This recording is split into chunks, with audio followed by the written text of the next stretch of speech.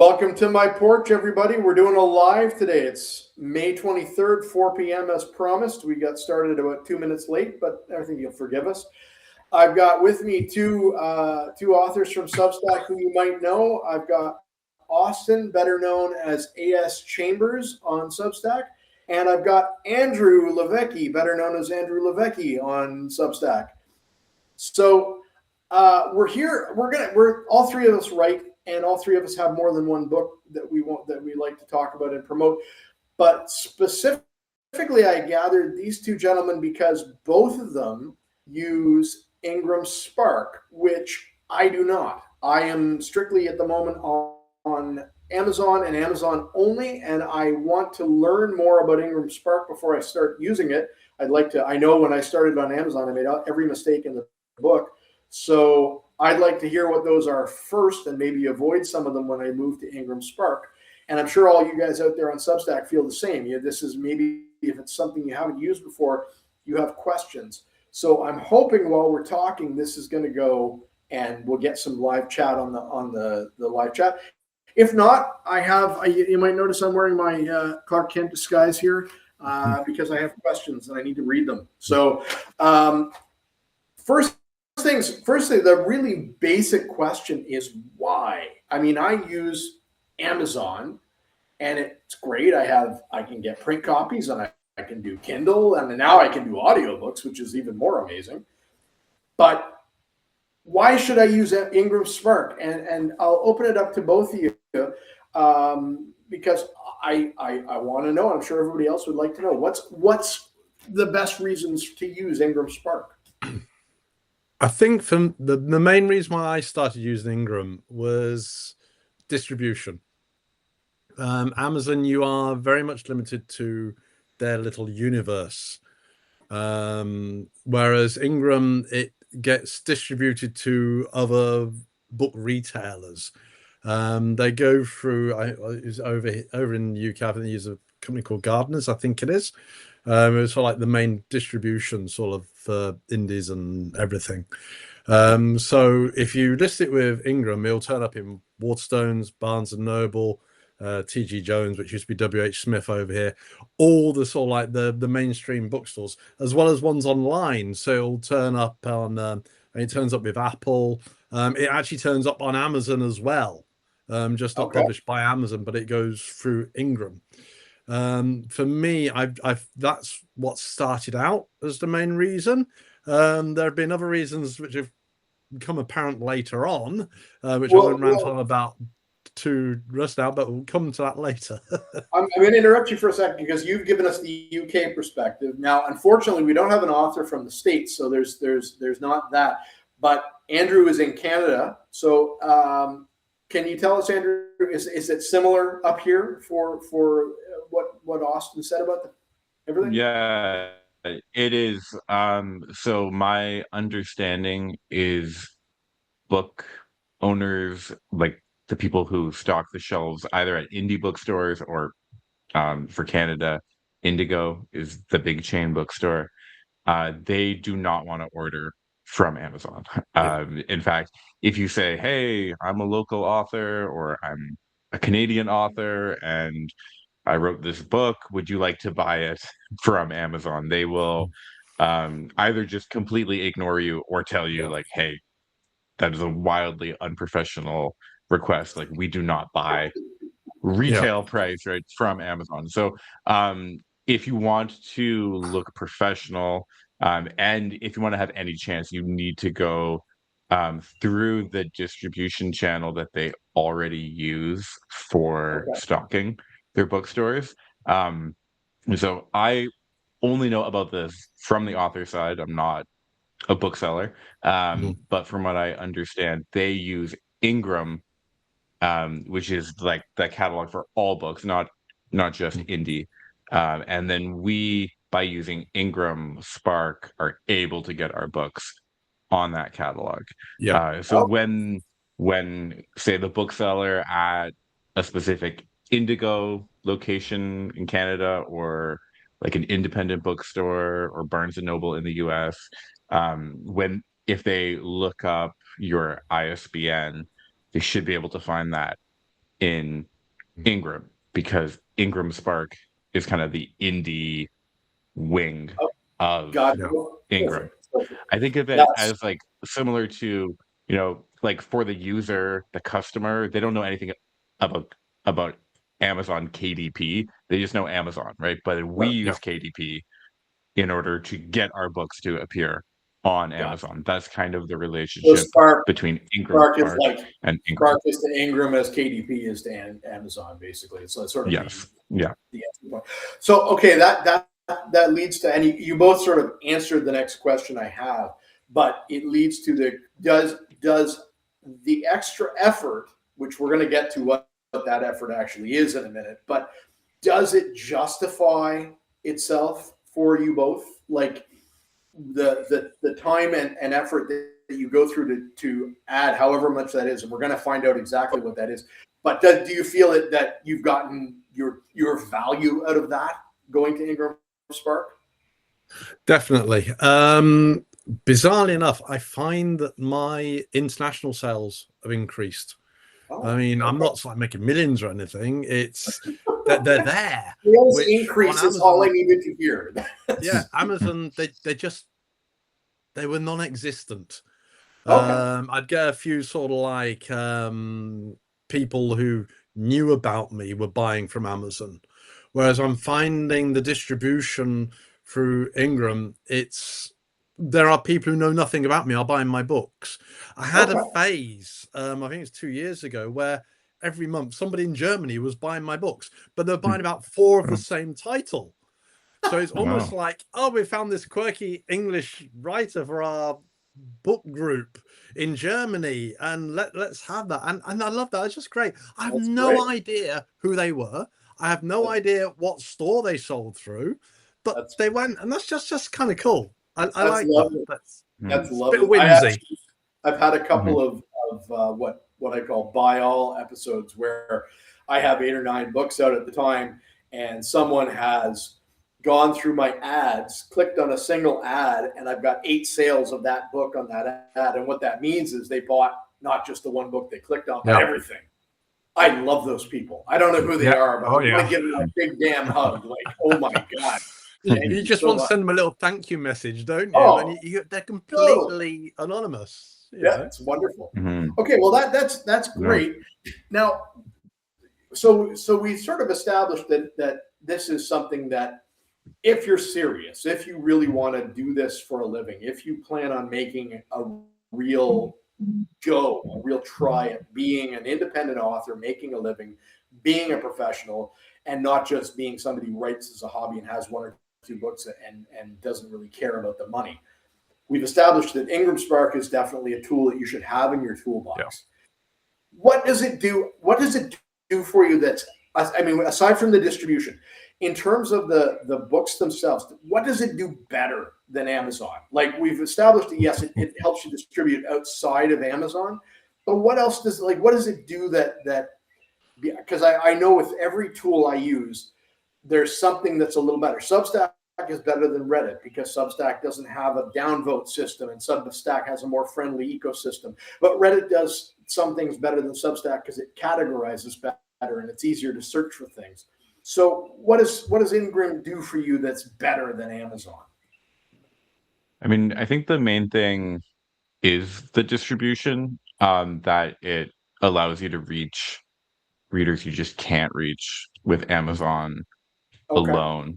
And I'm kind of in the funny place where I have Ingram all set up. My main way of interacting with bookstores is actually through consignment still. Um, so, and I see we have a comment in the live chat from Sorcerers and Spaceships about getting the local bookstore to carry your book, which is awesome. So I found the local bookstores, I've just done it on a consignment basis because I'm local. It's feasible for me to stock and restock when they sell.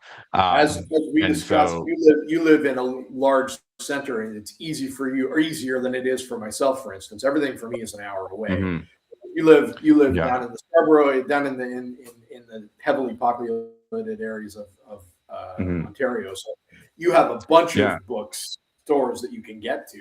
Mm. Okay, Exactly. so that's Yeah. that, Yeah. So that's that great. depends on like how, yeah, like how dense the area is, how close you are to the bookstores. I find that having Ingram as like a backup has kind of been my plan. I'm aiming to expand and talk to more bookstores like from, from further away in Canada, the US, in Europe. But I've been really kind of tapping into the local connection more. And so I supply the books on consignment, but then say if I'm doing an event, someone buys book one and then they want to come back for book two, and say the bookstore has run out of copies of book two, they can order book two Right. for that reader in store using Ingram, which just feels so much more professional than being like, hey, let me text that guy and ask him to bring more books in his van, right? Like there's just something, I even though I am generally supplying through the author copies, it's like having that option means that it appears in a bookstore catalog. So even like, again, I know the Canadian experience, but if you go into any Indigo, even the ones that I've never talked to before, and you go to that like the little computer in the store and you look up my titles, you'll see that there are none in stock, but it comes up in that Gotcha. system, and so then you can request it.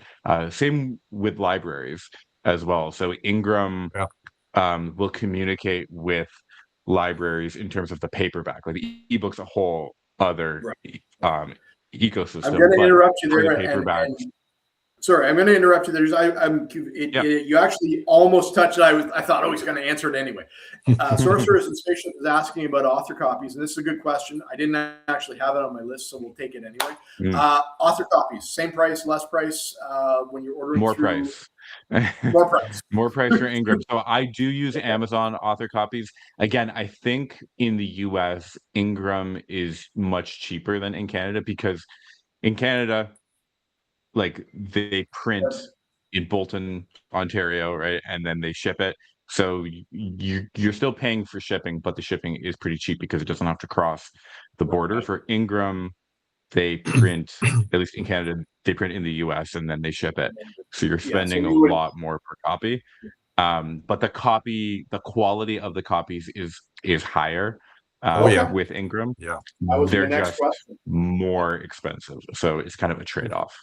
Okay, so I tend to find ahead, in the Austin. UK it's very similar price, because they're actually printed in the UK for the UK market. Right. And I find the dispatch and delivery outstrips Amazon every time. If you order off KDP in the UK, you basically have to go through your Amazon shopping account to do it. So if there's any issues, it has to go back through Amazon. Tell me about it. Which means you have to send it back, and then they'll send you your money back. Whereas Ingram, it will come in a nice proper Ingram box for a proper Ingram delivery. If there's an issues, little message, picture, photograph the issues, and like, oh no, we're so sorry. Keep the books. Your replacements will be there tomorrow. And and they do every single time. Nobody's perfect. Everybody makes mistakes. It's how the companies deal with those mistakes, which makes you think, yeah, I'd rather use them. It sounds like King Ingram for Canada, for Andrew and I, Ingram is sort of that. I'm going to buy premium books because I'm going to a book signing, and I'd like to have 10 really nice copies of my book that when I hand them to people, I feel like, yeah, here you go. This is how nice is this, right? Whereas if you're planning on doing the consignment thing at a bookstore, you might be like, I'd rather I'll give them what I got in the truck, and I'll get more from Amazon because it's cheaper. Probably in the States is very much more like your experience, Austin. I'm assuming, where if you live in the States, if it's because the shipping would be much less dear, you'd probably want to be off. Okay, so Ingram would probably be your go-to just because you'd be able to save some money on the shipping there, and you get better quality copies. I would much rather spend an extra $1 per book and get nicer copies. But if you're talking $2 or $3 a book, it starts to get a little bit like, ooh, okay, now I have to think about this. Yeah. So right on. Well, that's great. So Sorcerer of the Spaceship's happy. He said, wow, or she said, wow, I'm not sure. Now, we've sort of touched on this. Are the bookstore sales, I mean, now Andrew has mentioned the actually visiting the stores and doing consignment and sort of stocking them himself and being in touch with the people directly.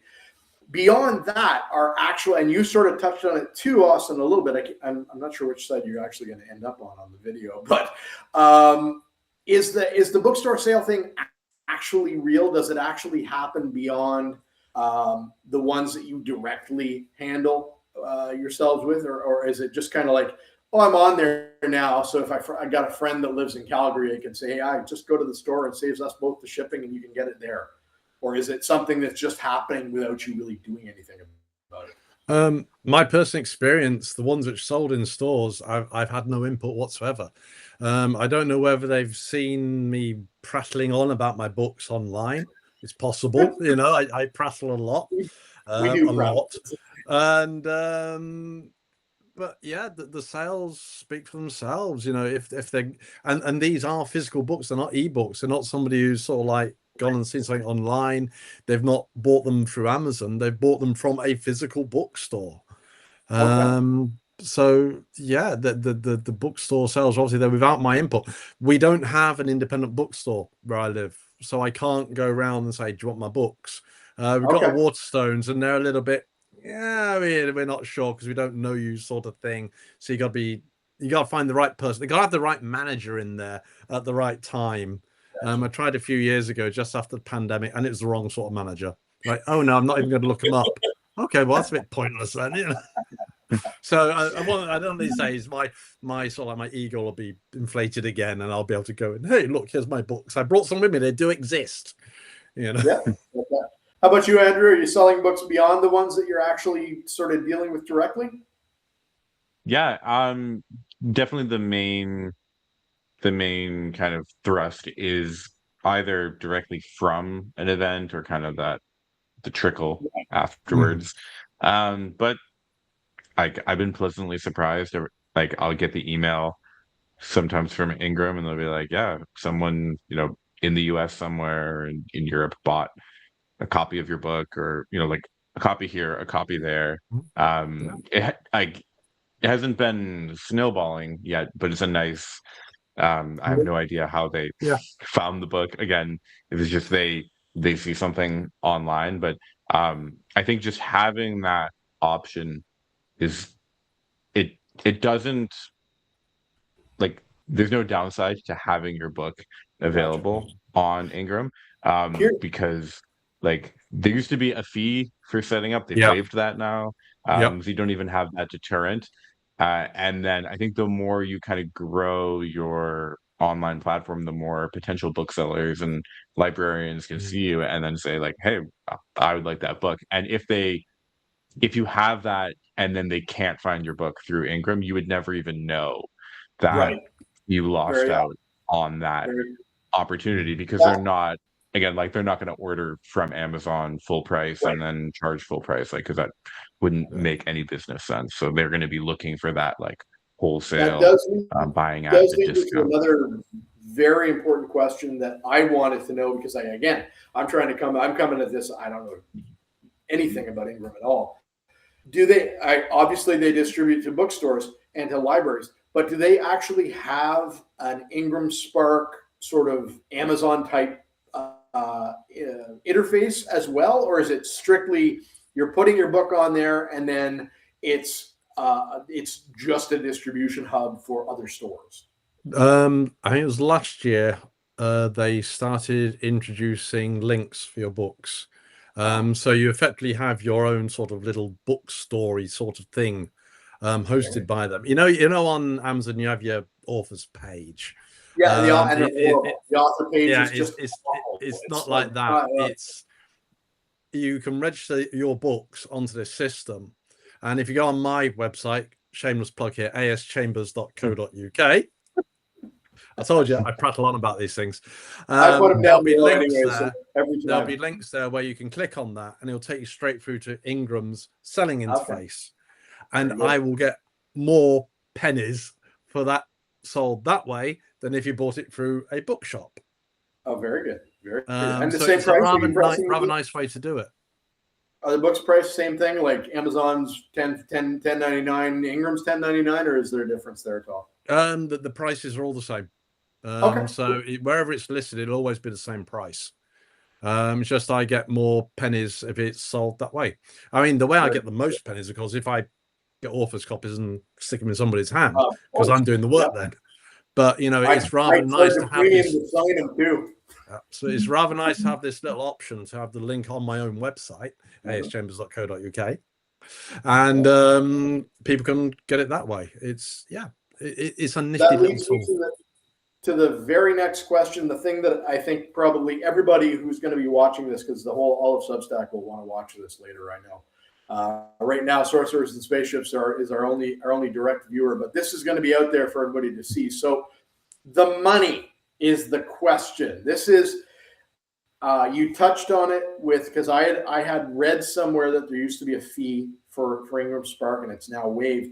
And I'm kind of torn on that, because the fee thing, somebody else on Substack suggested that maybe the way to stop the AI glut of AI written books would be to actually charge authors to have a KDP account to start with, so that you'd have to really think about, do I want to be an independent author because I got to pay money?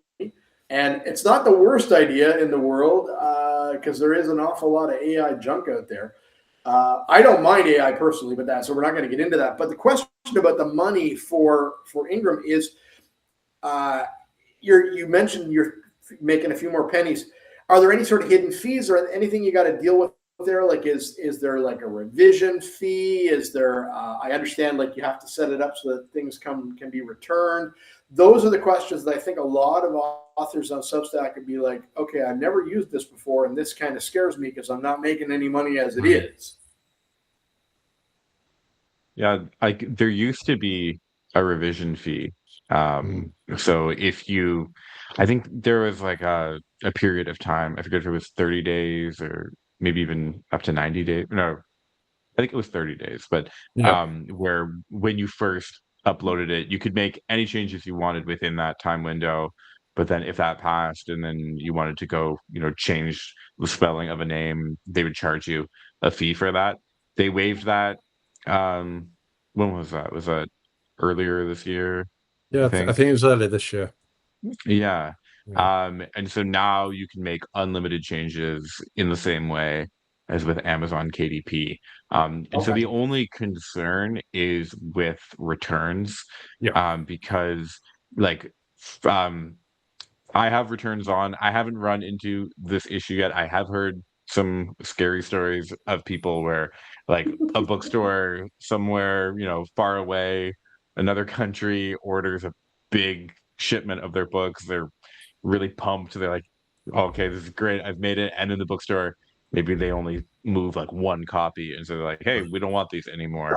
And then they ship them back. And then you, as the author, unless you pick the option to have those books destroyed, you have to pay for the shipping, the postage, all of that to get it back. It's not nice. It's not. No. So at least if you have destroy on it, I mean, the thought of someone burning your books is pretty horrible. But in that case, at least like you're still out the cost per book, but you're not out the shipping cost of getting it back to you. Yeah.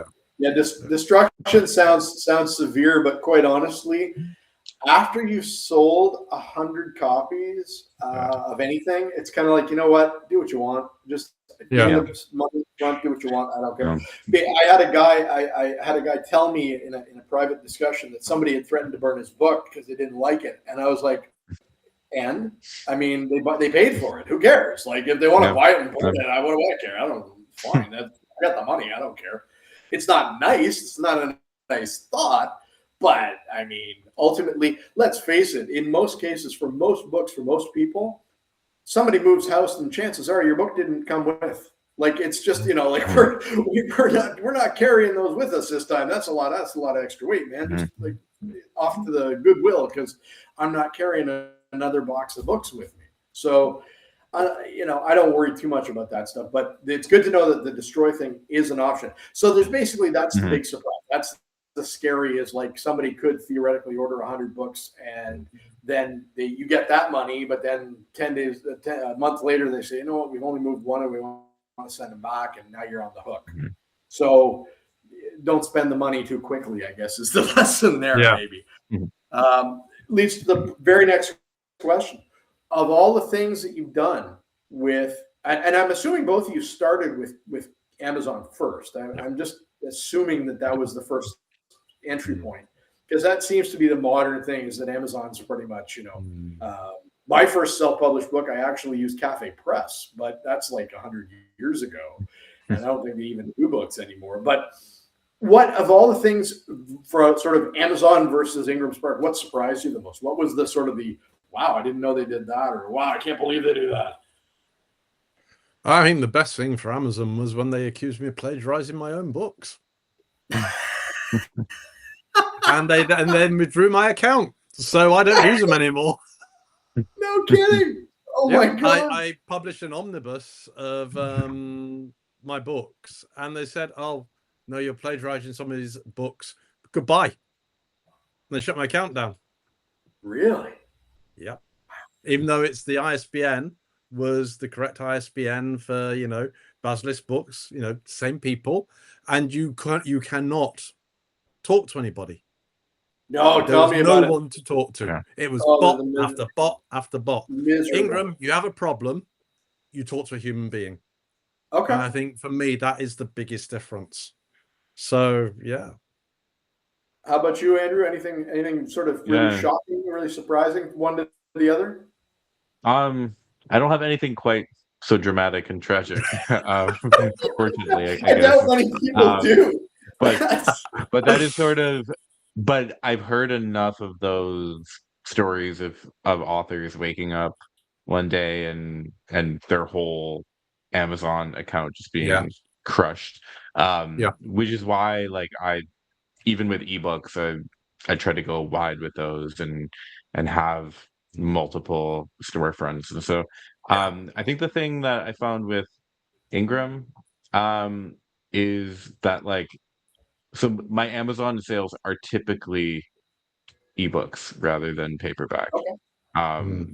Like, unless it's someone I know and then they want to buy the book through Amazon. Generally, when people are just organically, finding my books and they're buying them, they're almost always ebook on Amazon. And so the fact that Ingram is like, and they do ebook distribution, but almost no one uses that feature. I don't anyway, but like, they're really focused on the paperback experience. And so like, Amazon's nice to start with because they make everything pretty easy. They're like, do you want this paper or this one? Boom, right? And you're like, here are 4 trim sizes, and like, it's very limited. Ingram gives you a lot more options, which I think if you're self-publishing your first book, beginning with Ingram might feel overwhelming. If you're like what trim size should I go with? Like, all those questions. And so I think by the time I moved into Ingram, I'd already learned a little bit of the ropes of that. But just having a platform that really is like about the physical book experience is kind of a mentality shift, where with Amazon they're kind of like I used to own a bookstore. I'm big about the physical books. I mean, don't get me wrong. I love my ebook sales, and anybody who wants to buy ebooks, I'm all over that. That's great. I happen to really like the experience of getting one of my books physically in hand and being able to look through it and say, hey, look at that. That's kind of cool. Yeah. It's something, maybe it's an older person thing. I don't know, but I love the physical. So I the fact that Ingram is about that is good. The one thing I'm going to interrupt about, you Austin mentioned the whole omnibus thing. That actually is really interesting, because I actually, interestingly enough, is number 3 in my science fiction series, and it's the first one where I now have a nice collection of 3 full books that would make a really nice hardcover, along with the short story that launched that. That is 3 of my books put together, and I want to do that. I actually want to do an omnibus. I already publish a reprint series of public domain works that is out on my thing as well. So in fact, before I go, this is a little piece of advice for everybody on that is doing something similar. When I did the omnibus, I actually got on the chat through Amazon and asked a bunch of questions when I finally managed to actually get a human being, because I didn't want to get stuck with, because I'd heard horror stories and I didn't want things to go bad. And I just did the same thing for audiobooks, because I put up my audiobooks. My first 5 books were in print replica, not reflowable in terms of the ebooks. And their new audiobook thing only works with the reflowable. So if I want to do my first 5, I had to pull them down and put them back up as reflowables. But again, I'd heard horror stories of people doing this, and Amazon going, hey, you can't do that. That's wrong. And then, they're out of the account. So I actually went on and did a chat thing, got through to a human being and said, okay, is it okay that I can do this? And then I screenshotted every single thing and kept no, if you guys screw me, I'm coming back with this here. This is what Buddy said. He said I could do this, and we went and did this, and now you've nuked me. What's going on? So just something, a total aside from the Ingram thing, something for the Amazon users out there. You're right, Austin, it is a bot after bot after bot, but there are ways to get a human being. You just have to be really persistent, and you have to look through sort of all the options. There are Google things you can do, and you can find a person. So if you're doing stuff like that, everybody out there in Substack, it's a good idea to, if you're not sure, if you think it might be contravening the rules, ask before you do it. And screenshot the hell out of it so you have it if something goes sideways. Back to the Ingram Spark stuff. So we've actually covered my front cover of things, and we're at half an hour, which is amazing. It's amazing. And we've actually covered the next question on my back cover already. So it was just about the margins, whether it was better or worse, and we already talked about that. And we sort of covered the next one too, which was, have you guys seen a sales increase just from, I know, obviously, Austin, yours is a little different because you didn't have an Amazon to compare with afterwards. But, I mean, are you guys selling stuff through Ingram to a point where it's like, yeah, this is like comparable to what I'm doing on Amazon, and kind of increase the whole thing? Or is it, you feel like it maybe just sort of diluting your base? No, I've found that it's certainly comparable, if not better. Okay. So certainly for the international sales, like I mentioned before, it's weird little book group in Germany sort of thing. Yeah, I found since pandemic, KDP sales started to dip for me. Okay. Don't know why, just did. Whereas Ingram have stayed more consistent. Oh. Okay. So it could just be coincidence. I don't know. There's no real way of knowing. It's hard to tell sometimes. Like, where's that coming from? How did it get there? Who is this person? Why are they buying my books? I actually just this week threw up a couple of Facebook ads just to try them, just to see. And then I realized after I did that, I'm like, I have no damn way to track this. I don't know. Like, if I get sales on Amazon from this, which is the goal, I have no way to know if those hits came from my Facebook ads, from Substack, from my Reddit stuff, from my other, just from Facebook itself. There's no real good way to track any of that, unfortunately.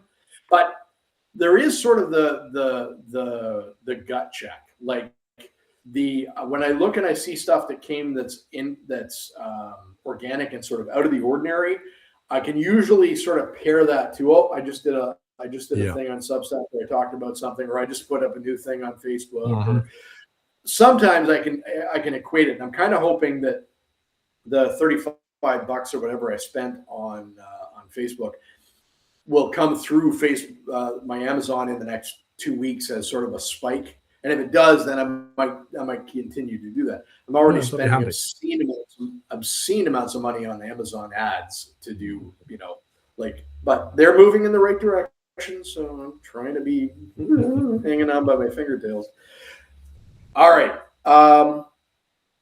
what mistakes did you make? What things that did you do that you, if you had it to do over again, you'd be like, you know what, I'm not going to make that one again. I'm gonna just never do that again. Like my mistake of putting up my my ebooks as print replicas because it was easier. I picked the print replica because you built them out of a PDF, and I already had the PDF, and I'm like, okay, well, that's simple. There we go, done.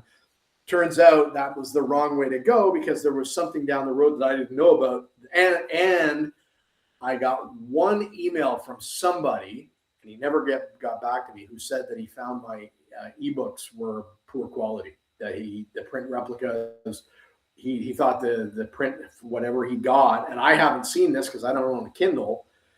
They just look like PDFs to me when I download them, but he found that there was a poor print quality on and I'm guessing it's because of the ones that I did early, because the reflowables are very much like a font thing that Amazon controls, and you can do whatever you want with it.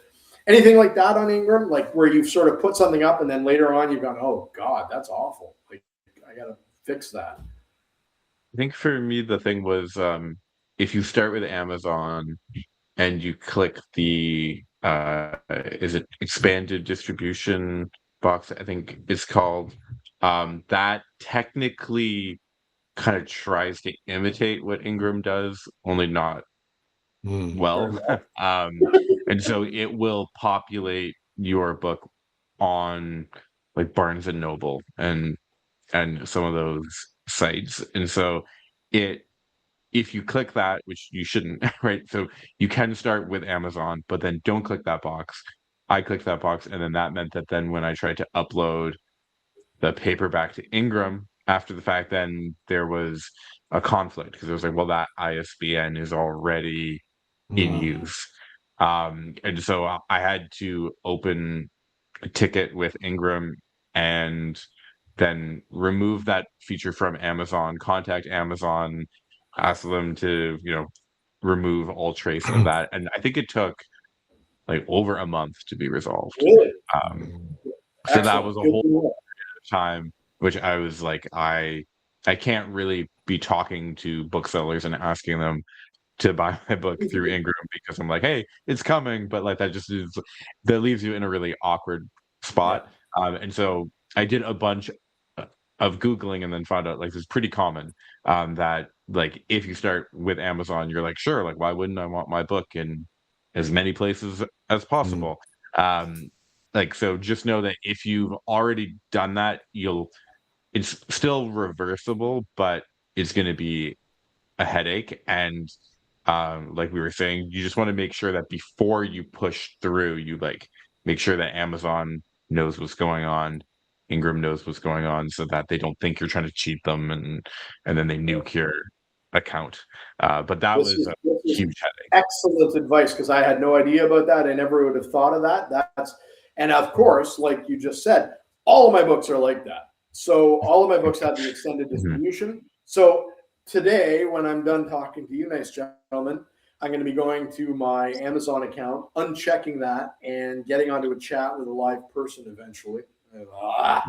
But I will get a live person, and I will actually go ahead and yes, thank you very much. See, now that's the kind of thing. This is Substack. If you're out there, pay attention, because this is the kind of stuff that we all screw up because we don't know. This is the thing we don't know, and they don't make it obvious. And Amazon doesn't flag it and say, "Oh yeah, by the way, if you click this box, this is what it might mean down the road." They don't do that, and they don't care about us. We love Amazon for what it does for us, but in the long run, at the very end of the day, Amazon couldn't give a tinker's damn about an individual author, because if they feel something we do is jeopardizing their customer is far more important to them than we are. Just because we happen to give them content, they don't care, because our content to them is far less valuable than that one customer who complains about our stuff. So this is, you have to take that into account. Amazon doesn't care about us, and they never will. They're happy to take our money, and they're happy to give us money as long as it doesn't interfere with their business. And so we have to pay attention to that, because that's the reality. Anything surprised the hell out of you, Austin, while you were doing it? Not really. When I started with Ingram, I had to rethink how I was formatting books. Okay. So I tore. I used to have lots of hair before I started, but it all went. But then I found Affinity, which is now free to download. It's brilliant. And it meant I could get the right type of PDF because I didn't know there's lots of different types of PDF. Amazon, you just upload a PDF, whereas Ingram, you have to have a specific 03x whatever type PDF, and it's all there in Infinity. You can do it, and it's great. I'll get you to send me that link when we're done. I'll get you to send me that link, and we'll put it down below for everybody. Yeah, the one boo-boo I ever did was not check the cover on one of my books properly, and it didn't have the title on. Yeah, so I had to sort that one. But I actually put on, I forget where I put them, but I was very excited about a new cover, and I blasted it everywhere. And then I looked at it again. I'm like, that doesn't have any text on it whatsoever. That's just the art. It looks great, but yeah, it doesn't tell anybody anything. So that's not really helpful. That's good. That's fantastic. On the note of the PDFs, Austin, so I don't know, because I ran into a similar problem where I don't know if this was the same issue that you had, but I kept getting the error message about embedded fonts when I would try to upload it, and they'd be like, your fonts are not embedded. And like, again, coming from Amazon, where like they never talked about embedded fonts. Like, no. So I found, and I don't know if this is like this will always work, but I found if instead of saving as PDF, like if you're using Word, if you instead print to PDF, that seemed like, for me, that worked. I don't know if that is just a hack or not, but like it seemed to kind of treat the font differently. And again, I'm not a very technical person, so but that, for whatever reason, when I did that, Ingram was like, okay, this is great. That's cool. So it like packages the fonts you use differently, I guess, when you print to PDF versus saving as PDF. They must do. Yeah. We will talk after this is all done. I will get anything that you guys have, like was it Affinity? Affinity, yeah. Affinity? Yeah. Anything like that we've talked about, for those of people that are watching this and have stuck with us for 45 minutes, good on you. And it's interesting as hell, guys. I really am very curious, and it's great because I've got lots of really good information. But anything that we've got that's a link like that will be down below. I'll put it on mine, and you guys can put it on yours because you'll have copies of this as well. We're getting close to. I think we'll try to aim for an hour at this point, because this is a little different. This is not just a chat about our books. This is actually information, and I think there's enough meat on the bone that we all, the Substack folks who eventually find this, will want to know more. So I do have some more questions, and I think they're worth asking. And Michael has just joined us, so welcome, Michael. Sorceress the Spaceship seems to still be here, which is great, and a mystery person who I can't tell who they are. The one, anything ever piss you off? Anything just like, oh my God, I can't believe you made me do this, and then it's all wrong, and because the Amazon does that to me on the regular. I mean, I'm like with Amazon half the time, and for instance, I have 9 books. Okay, nine books. 8 of them have cream paper, and I accidentally clicked white paper on one flipping book, and they won't let me unclick it. I can't fix it, and it's the most ridiculous thing. I'm like, why is this a thing? I mean, if it changes the width of the book.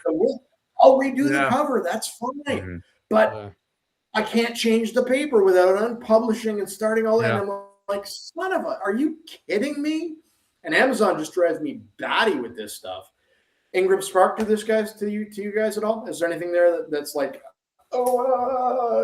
I've not really had any issues like that. They are what they are, and like I say, if you have a problem, you contact them and you talk to a human being, and it's straight to the human being, and they'll do what they can. know, what The is only it? issues I've really had was sort of like some dodgy print runs where there was sort of like marks on the covers or it was Okay. slightly wonky. And I contact them, and then they're like, "Yep, fair dues. We screwed up. Keep them. Do whatever you want. You know, you have the Nice. new ones tomorrow," and they do. Free copies to hand out to the kids. Yeah, basically, yeah. Yeah. Andrew, anything just drive you nuts? Anything make you I mean, like?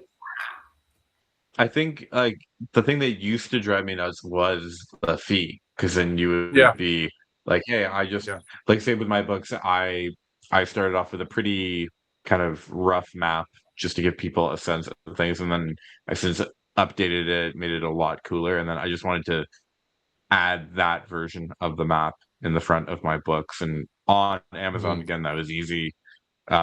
Like just re-upload the PDF. With Ingram though, I was like, I made that change after that window. And so then they were gonna charge me. So then I was like, you know what? It's not worth the $20 or whatever. Like they can have the janky map. But then when they changed that, like then I haven't really had anything that's really like bothered me now that Yeah, they've removing the made it fee. free. Yeah. Removing the fee was a big step. Okay. You Yeah. know, that was them Mhm. saying to Amazon, "Yeah, gloves are off, guys. You know, we're coming Mhm. for you." Very good. Yeah, it's made it so much more. You can use it more. You can experiment more now, which Yes. you couldn't really. You had to get it right. I had to Right. get it right first time. Whereas now it's like, okay, you know, if this doesn't work, You can the fix it. worst going to happen is I'll unpublish and I'll do it again. All it's cost me is an ISBN number. I actually, with this new thing with Amazon with their AI reading your book back to you. I live alone, so I don't have anybody that can read these back to me. So I don't, and I'm lousy at reading out loud. I talk too fast, and I can't. I'm terrible. I don't. It wouldn't do me any good anyway because my brain would make the corrections as I was reading it, and I wouldn't catch them. Amazon now has a thing where if you have an ebook, you can actually. It's a beta, so it may not be for everybody yet. They've given it to me. I don't know if everybody has it. I'm not sure, but it allows me to click a button and I can pick one of about 40 different voices to read the book back to me, including British accents, which is fantastic because I have a couple of British characters and I actually got to hear Professor Challenger read back to me in a British accent, which was super. And I got to hear John Carter read back to me in a slightly Southern American accent, which was fantastic. And I mean, they're not as good as a human reader. Obviously, it's AI reading it back to you, but there's a lot of cost and time involved in getting an audiobook. And I don't really care if I ever sell any of these. It's more they're there, and if somebody really wants them, they can buy one. That's fine. But what I found was really valuable was I had this thing read the thing back to me, and I caught like I had just sent the book to my pro editor.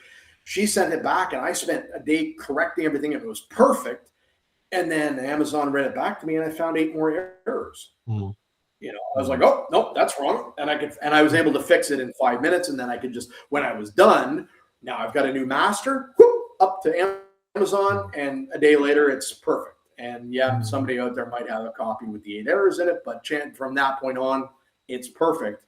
And I was worried about this with Ingram. I was like, okay, is this a thing I got to worry about where, you know, I've got to hassle changing things, and is it going to be? So it sounds like that's really good that you guys have actually anything that it does that people think it does, or sorry, anything that it doesn't do that people think it does. Like when you talk to other authors, they say, well, yeah, I heard it does this, and it doesn't do that. Anything like that that's you run across where people say, oh, doesn't Ingram do this? And you're like, no, it doesn't do that. I think the only thing I think of is it's not really an Ingram thing specifically, but just a confusion over what being exclusive to Amazon means. Okay. Because I find like when I talk about, you know, getting my book in bookstores and using Ingram or even the consignment, people are like, oh, well, my books are exclusive to Amazon, so I can't do that. But the exclusivity, if you're in Kindle Unlimited, that only applies to ebooks. And so we're talking about paperbacks with Ingram. Like if you tried to use the ebooks and you were in KDP Select, then that would be You have a problem. a But that's problem. That's strictly this a is read really the damn only instructions. That's yeah. read the So like the instructions. paperback, People. yeah. And so like I think that's because of in the ebook market, you're like, sure, I would like to reach all the stores, but I can't do that and be in KU. But for paperbacks, there's literally no downside to Ingram because they're like, it Right. doesn't Okay. take away from the Amazon paperback sales. It's only adding to it. There's no like No, there aren't really yeah, any pros and cons in that way. Yeah. it really does sound like that. Okay, I got two last questions that we've actually touched on, but I'm going to ask them anyway because we touched on them. We didn't actually ask them as questions. For both of you, what's the most pro author thing that's happened since you started using Ingram? Like what has sort of made you feel like, this is good. I'm not just the Amazon hobbyist now. What has it had that moment for you where you're sort of like, I've arrived? I think possibly for me was getting my head around actually using ISBN numbers. Because when I started out with KDP, it's like, oh yeah, I'll use your number. It's fine. It's free. Blah blah blah. Whatever. But then, of course, if you're wanting to go into stores, you need a proper ISBN number, not just like this is the property of Amazon ISBN number. And then, so that of course that takes you on to Nielsen, who are the guys who hand them out, for a fee. And then you realize, well, if I buy hundreds of these things, it's a lot cheaper. And I've just found ISBNs more liberating because it's mine. It's not. It's rather nice. So you pay for yours in the UK too? Because I hear this from American authors all the time, and Andrew and I are sitting up here going, "What are you nuts?" Yeah. Like we have an account, and it's a government thing, and it's like, no, I need 10 more.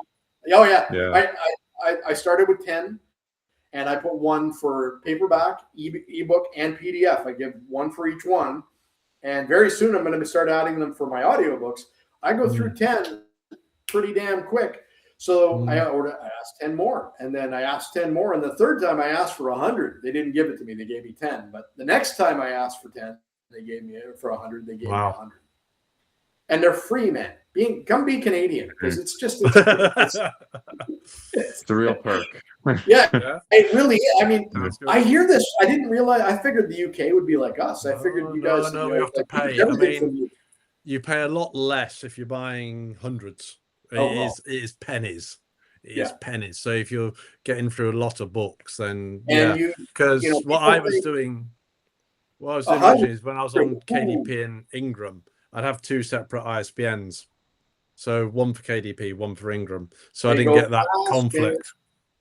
Yeah, they go fast. You use them quick. I mean, I put a PDF on my website. That's got an ISBN. I've got a paperback on Amazon. That's got an ISBN. Amazon tells me I don't need one for the Kindle, but I put one on there anyway because definitely. And now with audiobooks, I'm going to be adding one of those. And I print them all in my copyright page. I put all 4 of them in there, so I don't have to do different things. And if I've got one more version, if somebody comes up with some other thing, I'll do 5 per book. I don't care. I will, and I'll slam them in the front so I don't have to keep redoing it. And it's Kindle, it's Amazon, it's print, it's audio, it's PDF on my website. And I go through 10 at 2 books. I need more. Like after 2 books, I need more. So, and I write a book a month, and you, Austin, you're pretty prolific. You got a fairly decent sized catalog. 100 ISBNs sounds like a lot, but man, if you're out there and you're thinking about writing more than 1 book and you have to pay for them, pony up the dough, man. Get 100. Because the other thing is if you make a mistake and you screw something up and you got to pull it down and start again, you just burned 1, 2, 3, 4 of them, whatever it is, and you got to start again. So buy 100. Don't scrimp on them. They're not that expensive. Course, a few years down the line, you might want to do a new edition as well. I mean, my first book's like 4th edition. So that's 100%. Ebooks and that's paperbacks. And then I've got an omnibus, hardback. They say you get through them. 100 goes fast. I don't know how many I've got total. I mean, with 9 books, I've got a minimum of 30 up for sure. Minimum. And I've got more because I've got 12 books, 13 books now. So yeah, I've got like at least pushing 40 anyway that I've used, probably more than that. And I've only been doing this since the summer. So yeah, if you're out there and you have to buy them, if you're stuck and you're not Canadian and you can't. The other thing, since we're talking ISBNs real quick, if you're out there and you're listening to us and you haven't published yet and you're Canadian and you want to get ISBNs, do it now. Don't do it tomorrow. Get off the computer right now. Go and get applied, because it takes 2 or 3 months in some cases to get the account. And so this happened to me. I was like all ready to go. I had everything ready to go for my first book. And I went to put it up, and I went to the site and I said, I want to sign up for my ISBNs. And they said, sure, we'll give it to you in about 6 weeks. And I'm like, oh, no.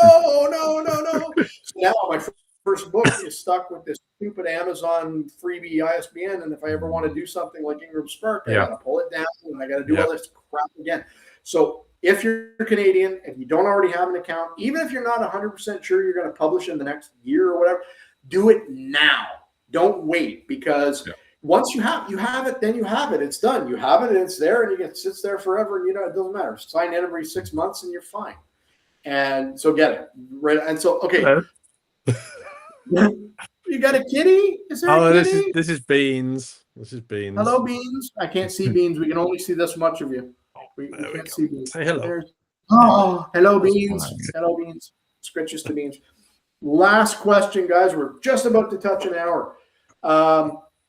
And before I want to thank you both for this. This has been very interesting. I really appreciate you guys doing this, and I hope everybody on Substack enjoys it and appreciates it too, because this is all valuable information, and I've learned a hell of a lot today.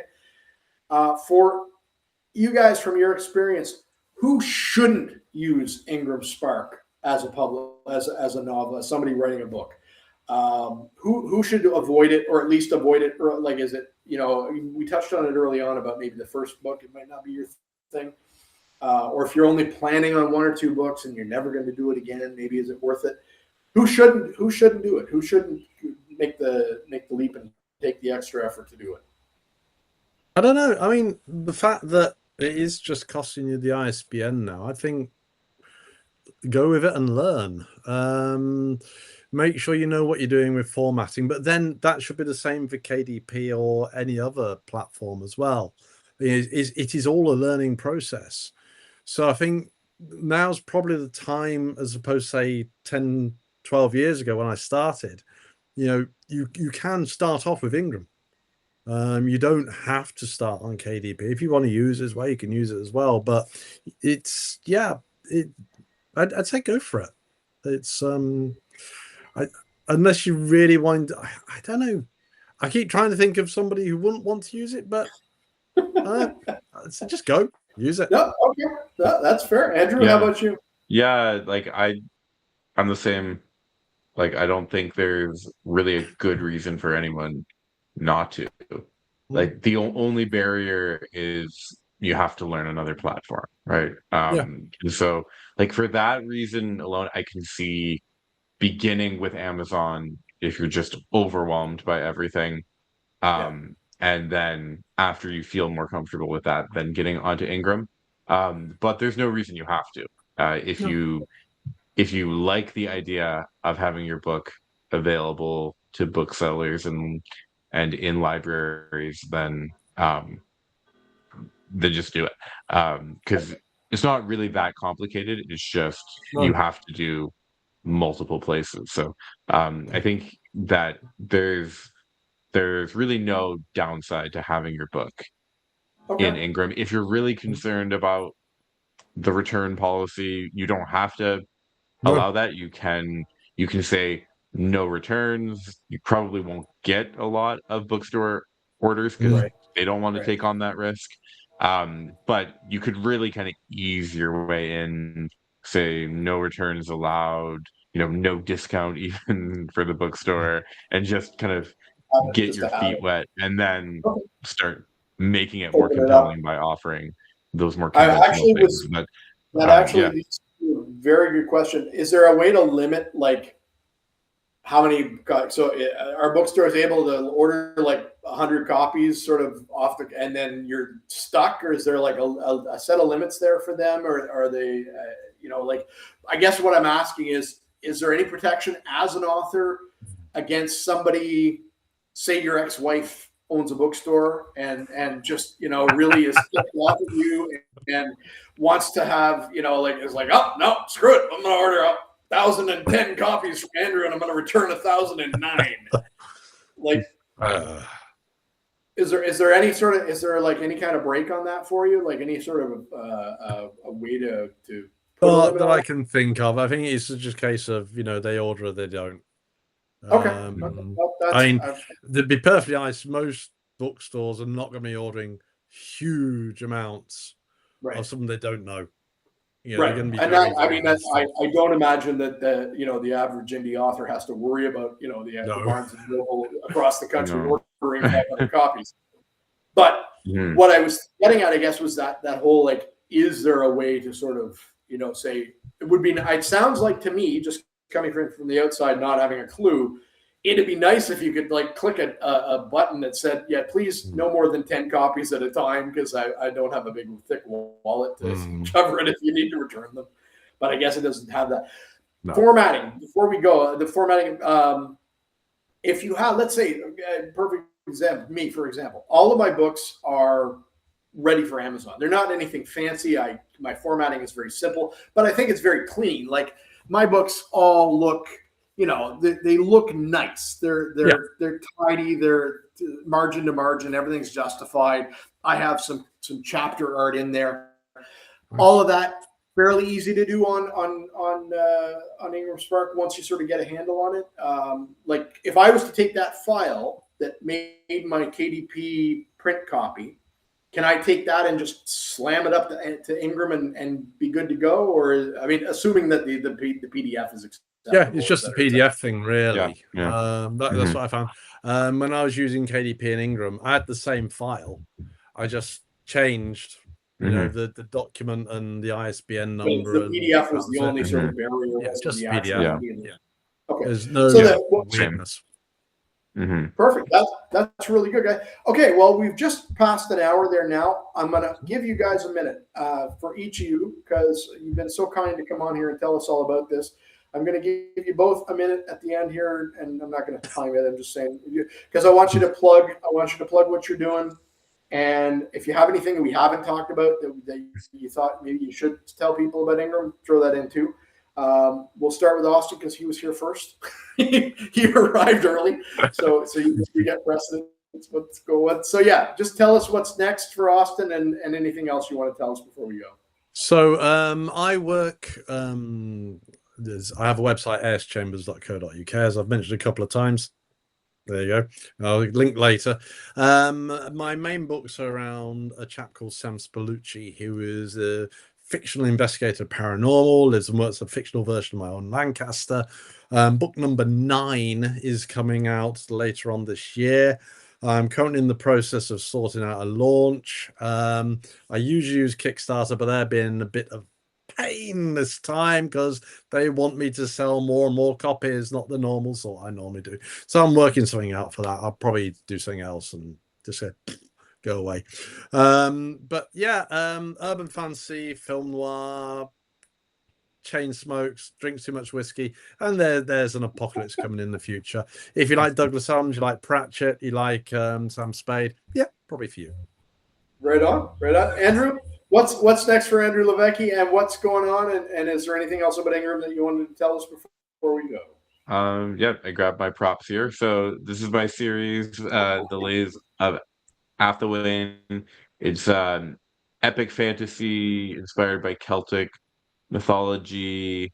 It's about a shepherd who wields the power of this unknown ancient god and gets involved in a war of gods, and so he's kind of a god killer, but he's working with this kind of angry, sort of like an Old Testament god who has a vendetta against the others, and so he's getting pulled into this huge conflict. If you like John Gwynne, Anthony Ryan, that kind of classic epic fantasy, those are sort of my comp titles. Book 2 is out as well, Rage of the Raven Queen. Book 3 is about halfway through, Heir of the Dragon's Fire. I'm hoping to have that out later this year. And then I am also serializing a novel on my Substack. It's called War of Princes, and it's a medieval fantasy set in the same world, much bigger stakes, larger cast of characters, kind of Game of Thrones-ish in its scope. And you can read that for free every week. I post a Right chapter on. at Nice. the Mead Hall is the name of And my the Substack. links will all be down below, guys, for everybody. You can go see Andrew. You can go see Austin at AS Chambers or at Andrew Levecki. I'm James from Public Domain Superheroes. The latest book is The Martian Monsters of Mongo. I don't know where the alliteration came from. It's just kind of become a thing, and it's only for my sci-fi titles. I don't know why, but it is. And like I said, I think I might have said during this whole long interview that we did, I'm hoping to put this together in an omnibus. I'd like to have all three of the Mongo stories together in a single hardcover. I would love to have a hardcover. I don't have a hardcover yet. It's very exciting that I might be getting Hardcovers are cool. so I'm really very excited about that. I haven't done it yet, and I'm still going to actually get onto Amazon first to make sure that I don't screw anything up when I do it. Great advice from both of you. We really appreciate it. We are going to do this again. It may not be specifically about Ingram Spark, but I'm hoping that over time we're going to get some people asking some more questions or trying some things, maybe having some problems, things that we maybe as a group can come together and talk about. I discovered I really like the live with more than one person. It's fun. Good. There weren't a lot of live questions, unfortunately. Thank you to the folks who came in and joined. Thank you to Michael. Thank you for Socials and Spaceships. Thank you for the questions we did get. If you have other questions, by all means, ask them in the comments. All three of us will be looking at the comments, and we'll if there's things we can answer or help with, we will. And we're going to be back. We're going to do this again. Substack is so much fun for this, and I'm glad for anybody who's stuck around as long as this to actually get to this point. Thank you very much. From Andrew and Austin and myself, James, it's been a blast. We'll talk again soon, guys. See you now. Take care.